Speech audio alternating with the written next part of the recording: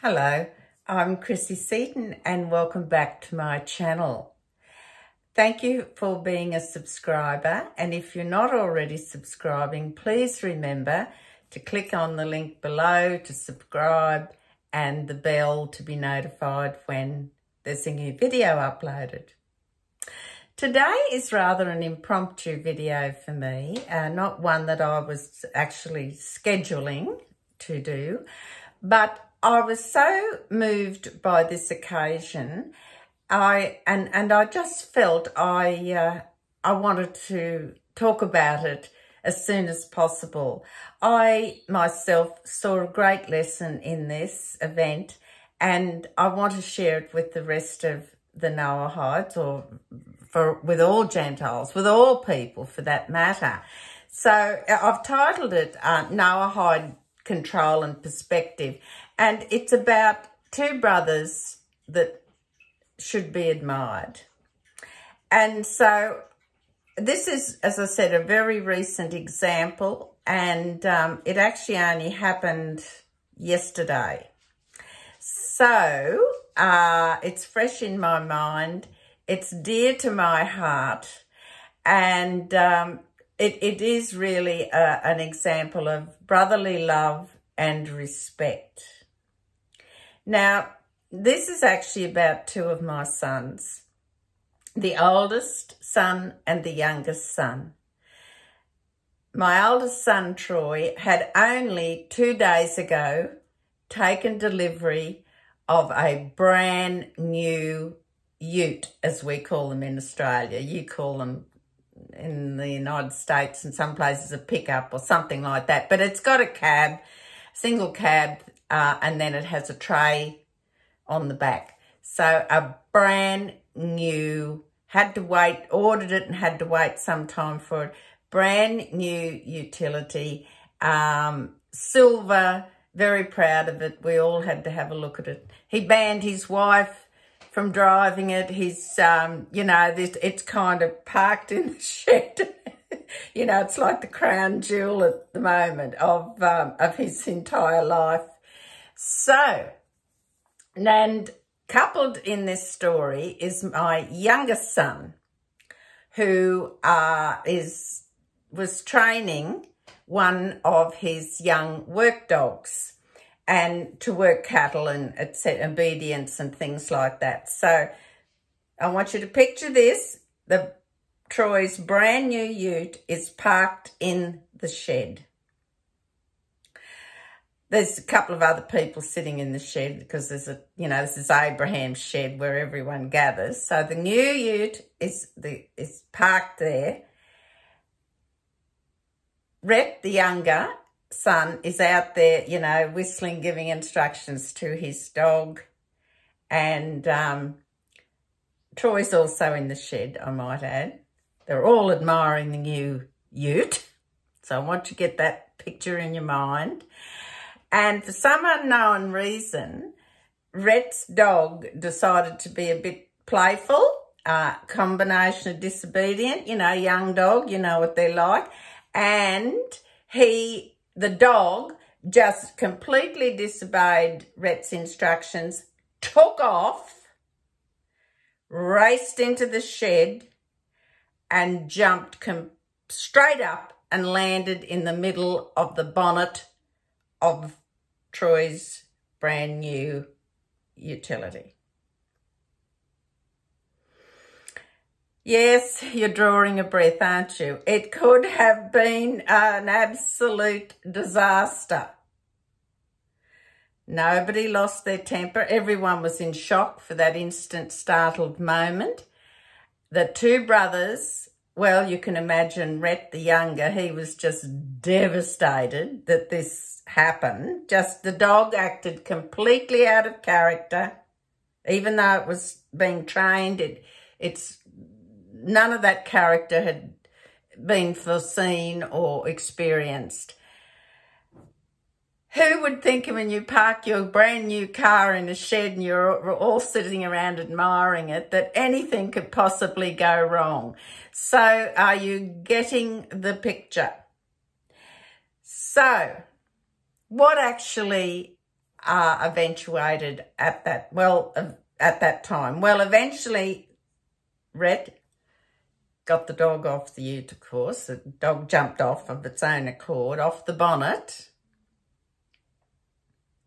He went to inspect the damage, and there were a couple of scratches across the bonnet of the brand new 2-day-old car.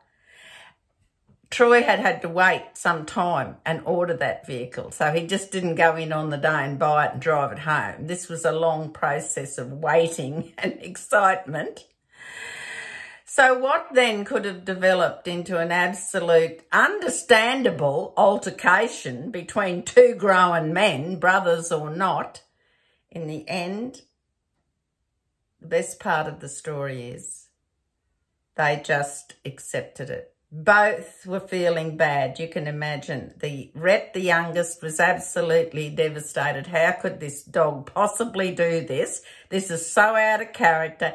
In a million years, you wouldn't think the dog would do this. So he's feeling bad. The dog's oblivious, as usual, to what happened. My older brother, Troy, I can't imagine what was going through his head. If it were me, I would have been thinking, let me get my hands firstly on my brother and then on that dog, and I'm going to be shaking the life out of both of them. You know, that would be a natural reaction, wouldn't it? Two brothers having a punch-up or something. Nothing happened. No voices were raised apart from Rhett trying to control the dog. There was just a bit of head scratching and silence. No one got angry. And for me as a mother, I think it was the greatest gift I could have unexpectedly received, because both of them understood what would it have been like to have been in the other one's shoes. These are two brothers, the older and the younger in the family, who are very close. It could have been so different, and yet they just, oh well, tomorrow's another day. It's all good. And then they looked at the scratches, of course, and then they were, well, that'll buff out. That's not, another couple of weeks, a bit more dust, no one will know it's even there, you know, it'll buff out. Can you imagine how that made my heart feel as a mother? First of all, I was just aghast this could happen to poor Troy's ute. But then I kind of gave myself a little slap on the wrist and said, listen, get this all in perspective. How awfully different this situation could have turned out. And yet these two boys just, well, men they are. I mean, they're not well, I suppose they're still my little boys. So, but how proud I was, how grateful I was to Hashem that I was able to witness such maturity and character. And it was like a gift for me in a way. I had to look at it like that. Although I was feeling for both boys, I witnessed and was able to see the benefits and the byproduct of that incident. And nothing's changed. Like this morning, life's gone on. It's over. It's done with. That happened yesterday. Got things to do, places to go. You know, work goes on as usual on the farm, in partnership, the whole family. So there were no words of anger, no drama. I'm not saying inside they probably felt a bit like that. I'm not saying they were completely immune, but the fact remains there was no indication on the outside of that. And so what's the message here? What am I saying? Well, everything happens for a reason. We don't always know why. Why did that dog, even though it was young, was out of character, just decide to jump up on that in the middle of a training program, decide he's just going to jump on the bonnet of that vehicle. And the results of the two men involved was such an example, I think, from my perspective, of character, understanding, self-restraint, maturity, and keep things in perspective. You know, the perspective is, at the end of the day, it's a vehicle. It's got tyres and metal and a motor. It's a vehicle. It's a convenience. It does things for me. The dog is a dog is a dog. You know, it's an animal, unpredictable. The same thing could have happened if he'd been parked somewhere and a horse had kicked it. You know, there's so many reasons why it could have happened and how it could have happened. But the bottom line is, it was a tremendous message for me to see the strength and the character of those two young men. So it made me proud as a mum. But also it reminded me of how we can create and conjure up dramas when in actual fact the best thing is to stay calm, cool and collected.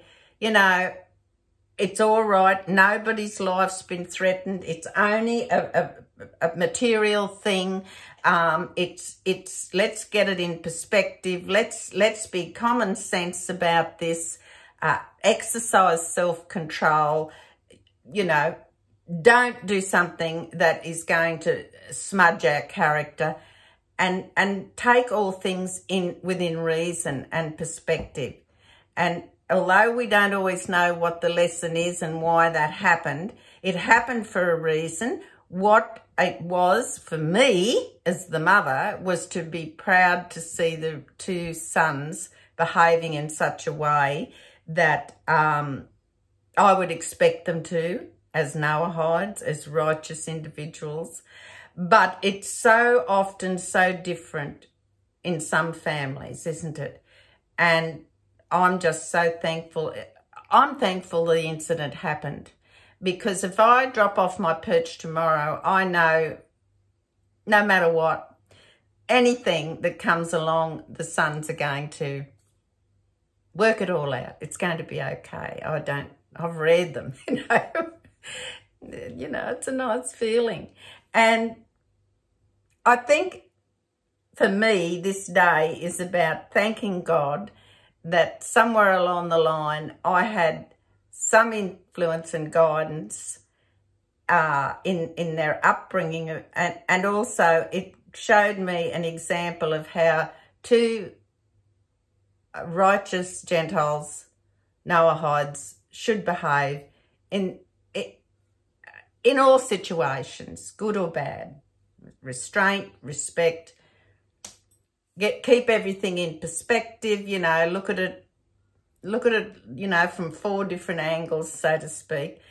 And so I'm very grateful that those boys have reached that stage in life. Mind you, I knew they had, but it sometimes takes a situation like that to make us be grateful and thankful, and think that, you know, I'm in a family that can deal with things that perhaps in other, you know, deal with common sense in situations, whereas maybe given a different family or different situation, people don't, you know, it ends up a big, massive punch-up drama, whatever. You know, I can think of some brothers that's what would have happened. And you know, boys will be boys, so to speak.